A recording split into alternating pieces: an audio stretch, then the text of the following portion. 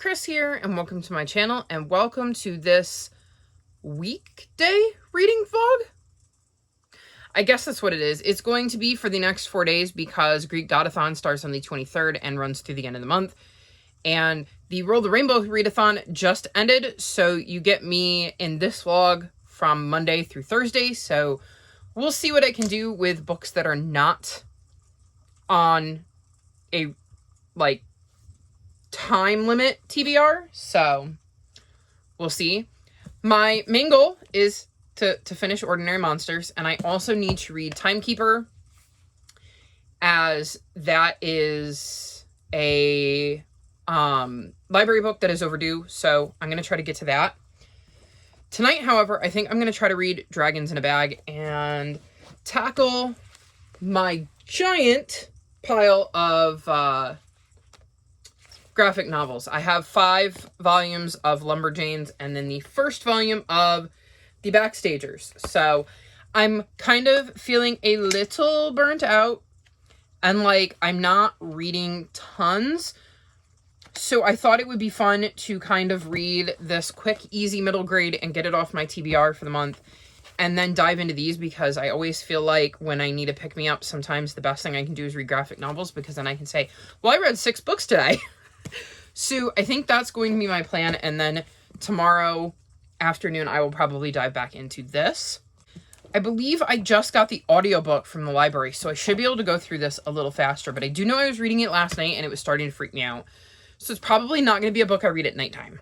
So I don't think it's probably particularly scary to anybody else, but it is definitely spooking me, but I'm a big old chicken, so who knows.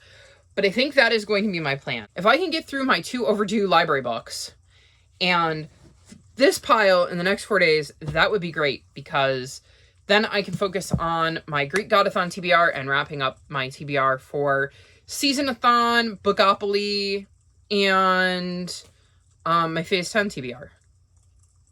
Oh, and Series September. All of the readathons. I can tell you right now, I am not planning on taking part in any readathons in October, which probably means I'll draw 6 wilds and have a 47 book TBR. But hopefully the board will be kind to me, because I need a break from readathons. I miss being able to mood read. I love having a set TBR, don't get me wrong. It definitely helps, especially when I'm anxious, because one of the things I struggle with when I'm really anxious is making decisions. I can't tell you what I want. Sometimes I struggle to even tell you what shirt I want to wear.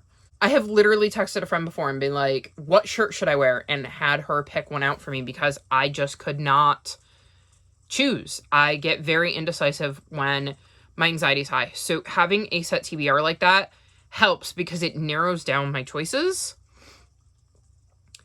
and allows me to mood read in a way where there is no wrong choices. And even if I can't choose, I can say, here are the 10 books I need to read in the month we're in. Pick one for me. So I've narrowed down my TBR for others if they need to pick a book out for me as well, if I'm that indecisive. So yeah, I think I need a month where I have a set TBR, but I can also go, you know what? I want to read this new book that just came out that I have been waiting for, and it's now here, and I didn't put it on my TBR because I wasn't sure I was going to be able to get my hands on it. I have the Sunbearer Trials over there, and I really, really want to read it, but it's not on my September TBR because I wasn't sure I was going to be able to get my hands on it. So yeah, I'm looking forward to having a little bit of freedom in October where I can just kind of pick up whatever, because I haven't had that in a bit. Even in June when I was doing whatever-a-thon, which meant I could literally read whatever, because we had the bingo board this year, I was very much like, okay, how is the quickest way I can get through this bingo board? And then I wasn't really mood reading. There were books I wanted to read, but they didn't fill the prompts that I needed to fulfill, so I wasn't reading them. So hopefully in October, I can do a lot more mood reading. But for now, I need to focus on my September TBR, so I'm going to wrap this clip up here, and I'm going to go read. And hopefully I will check back in with you soon-ish with an update, because if I can get through all of these today, I should probably check in and let you know what I thought of them. So we will see.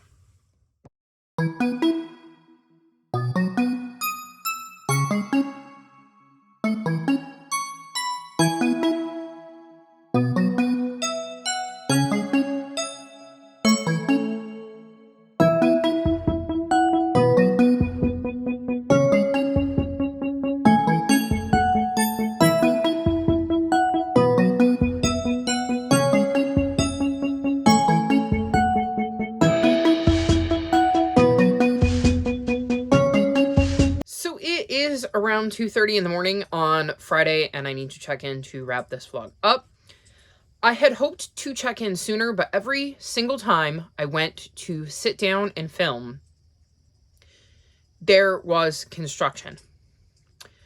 Or my dad was doing noisy yard work right outside my window, or there was just some other kind of noise and distraction. And then at night, well, I was curled up in bed with a cat in my lap, and it's very hard to film. It's why it's now 2:30 in the morning. I had been planning on filming this sooner, but the moment my cat saw me go in my bed, he was like, okay, it's time for lap time. I want you to curl up and read with me. Luckily, he got up to, I think, go eat, so I'm taking this opportunity to film this clip so that I can wrap this vlog up before he comes back and wants more lap time. I actually managed to read quite a bit in the last 4 days. So first up, I managed to read volumes 10 through 14 of Lumberjanes. I gave volume 10 3.75 stars, volume 11 I gave 4.25 stars, volume 12 I gave 4.25 stars, volume 13 I gave 4 stars, and volume 14 I gave 4.5 stars. So these also fulfilled the prompt, read 2 books by the same author for series September. I easily fulfilled that, considering I read 5. In this series, we're following a group of girls who are at a summer camp, and it's a little strange there. They encounter a lot of fantastical elements they weren't expecting. I've really enjoyed the series. I'm continuing to enjoy it. My favorite one of this group was, like I said, volume 14. I just really enjoyed the storyline in this one, and I think the cover is really, really cool. It's very, very colorful. It would have been great for colorful cover that I have for Phase 10, but alas, I did not pull that this month. I'm hoping to finish this up next month. I've requested all of the rest of the volumes of Lumberjanes, so hopefully I can wrap this series up next month, because I believe volume 20 is the final volume, so yeah. I've really, really enjoyed this series, and I'm excited to have made some progress on it. I did read another graphic novel, which is The Backstagers, Volume 1, and I'm giving this book 4.25 stars. We're following a young boy named Jory who transfers to this new school, and his mom encourages him to get involved in an after-school activity. And he ends up deciding the drama club sounds interesting, but when he shows up, he ends up getting sent backstage and gets to work with the stagehands, and ends up finding out that there is a lot more behind the curtain than he thought there was. As far as I know, there's 3 volumes of this, and I've already requested volumes 2 and 3 from my library. I'm quite excited to continue this one next month. I really like Jory, and getting to see how he started to fit in with the crew for the Backstagers. I liked the fantastical elements in this one because it is a fantasy. And I'm curious as to where things are going to go, because there was an interesting kind of tease at the end of this one that made me very excited to pick up the second volume. So I'm excited that I will be getting to that hopefully next month. I also read Dragons in a Bag. I'm giving this 4.25 stars. I read this for Own Voices for Phase 10 Chooses My TBR. In this book, we're following a young boy named Jackson who ends up finding out that dragons are real, and he ends up in possession of the dragons and has to try to make sure that they stay unseen and aren't fed anything sweet, and doesn't really manage to live up to that, and it kind of creates some interesting shenanigans for Jackson. This is a very cute book. I had heard that it was a very cute, sweet book, and the people I had heard that from were absolutely right. This is absolutely going to be a book I share with the little ones in my life. Beanie, are you struggling? She's trying to figure out how to get to the bed, and she wants to come across the camera. Come on. Come on, there you go. You can see her tail. Say hi, Beanie. Say hi. Say hi. I got a on her too. Anyways, this is something I'm going to share with the little ones in my life. I think I have several who are getting to that age where this would be perfect for them to read with their parents and start to try to read on their own. So I'm very excited about that.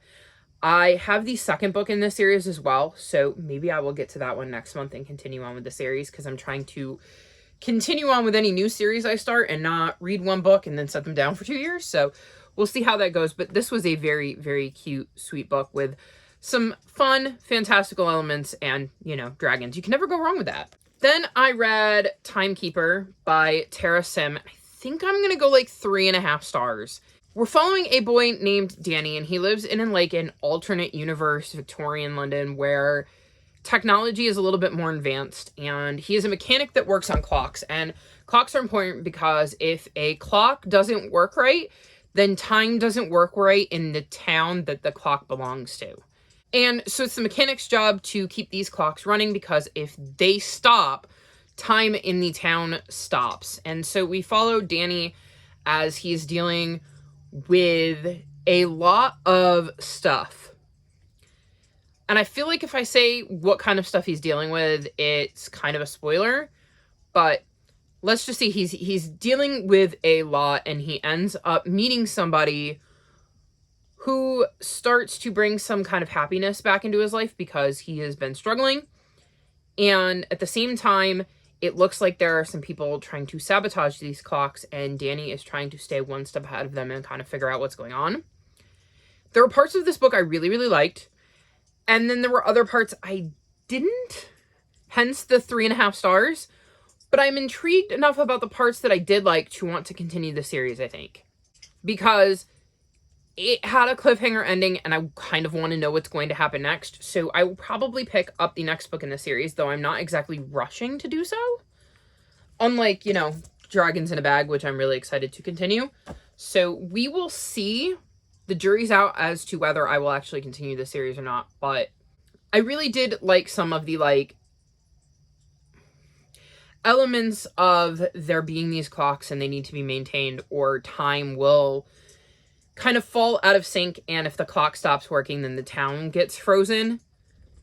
But I think it was more the romance didn't work for me, because like I said, Danny meets this boy who kind of makes him happy, and yeah, I didn't necessarily need that particular element. So some of it worked, some of it didn't. But like I said, I'm intrigued enough that I wouldn't be upset if it came out of my series to continue Jar. So there's that. So we'll see if I end up picking up the second book anytime soon. Then I read Aunt Dimity's Christmas. This is the 5th book in the Aunt Dimity series. And I think I'm going 3.75 stars.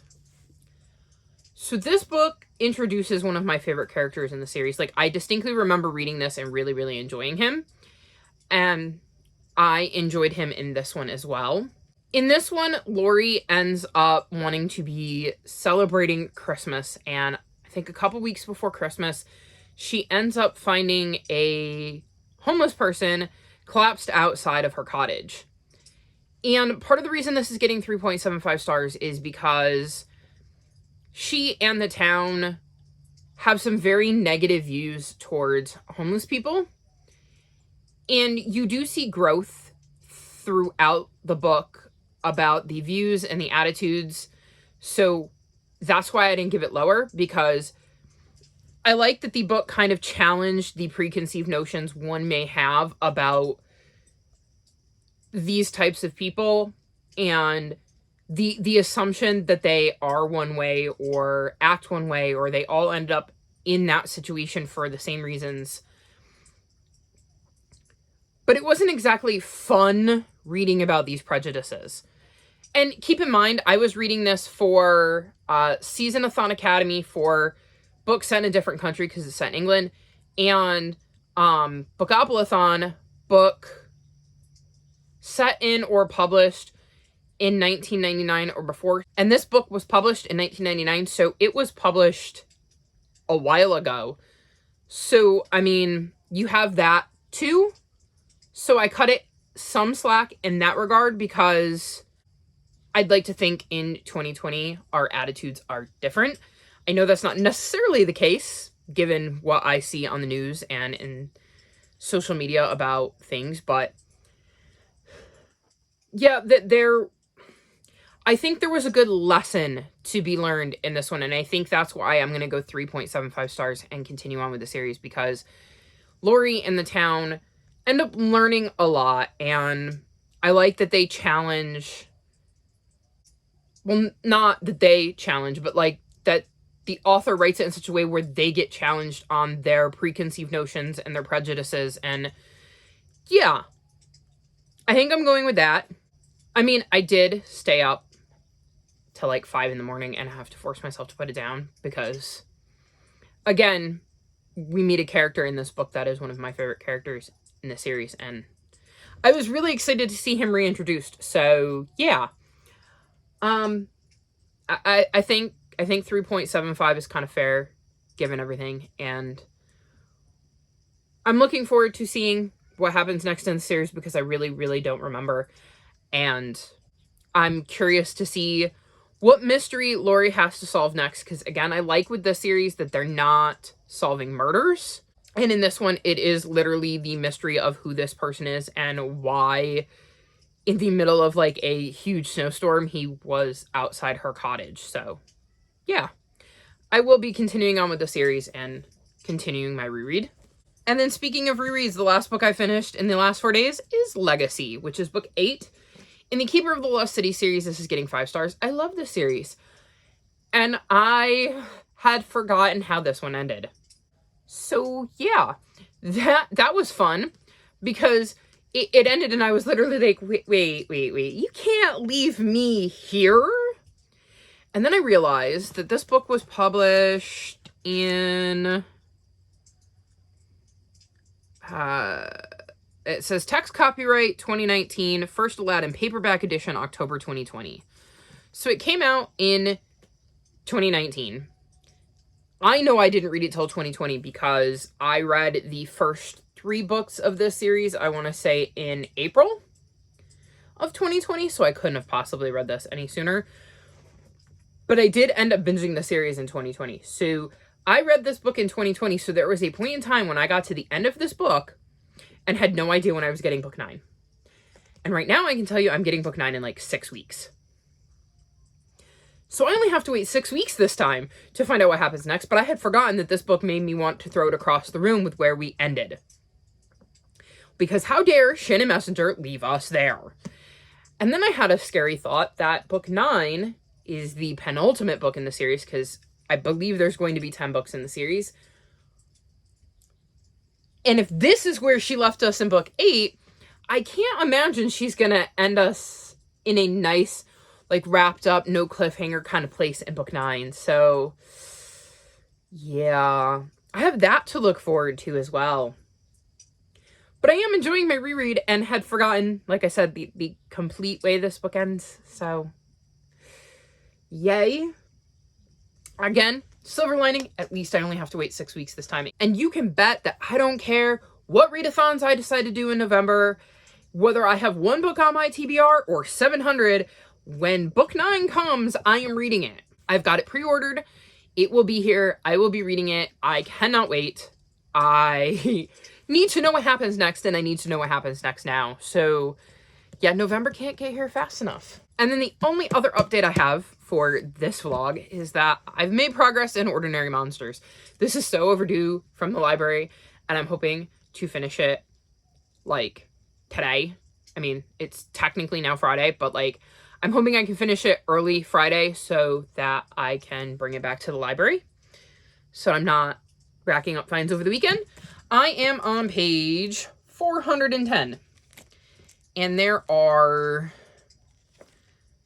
around 660 pages in this book, so I'm about 2/3 of the way through. This is feeling 3.5 stars as well, kind of like Timekeeper. There are things I like, there are things I don't. But I am still intrigued enough that I want to know what's going to happen, and I believe this is a standalone.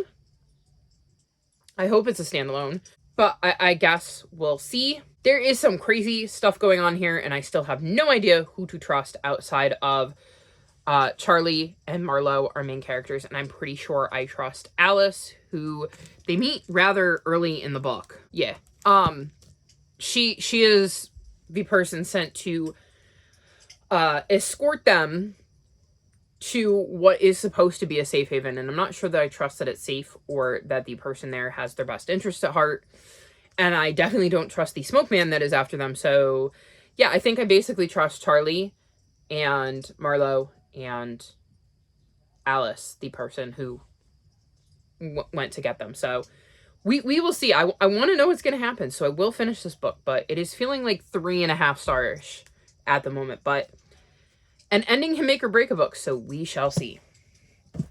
So that was my insane 4 days. Oh, I forgot to mention, before I forget, I've got a list. I was checking to make sure I caught everything. Legacy was my book for longest book on my TBR for Phase 10, and People on the cover for Bookoplathon. I have so many readathons going on that I'm trying to remember to update you all in the vlogs when I read something and what prompts they fulfill, and I'd forgotten about that one. So I have like a notebook here with the books I read and what I gave them so that I would remember my ratings and not confuse them and have to like stare at it and be like, this was the one right? Yeah, this is, especially with the graphic novels. Because like, I read 6 of them, and with Lumberjanes, it's like I have to stare at them and go, okay, which one did this thing happen in? So having it written down is a big help. But yeah, that's a pretty insane 4 days in my opinion. Now I just have to finish the month strong, do Greek Godathon, and wrap up the rest of the books on my TBR that aren't on my Greek Godathon TBR. So wish me luck for that. I think I'm going to go work on that because I want to read some more of Ordinary Monsters before I crash. And, well, I have 2 very cute kitties to curl up with. This one rolled over, and that one has settled down. So I think I'm going to go curl up with them and read. All of my social media is linked in the description below if you'd like to come chat with me. If you've made it this far in the video, leave me leaf emojis because we finally made it to fall and I'm so excited. I mean, look at me. I got my beanie on and my hoodie on. It's great. It's cold. I love it. So yes, leaf emojis if you've made it this far. Like this video and subscribe to my channel, and I'll talk to you next time. Bye!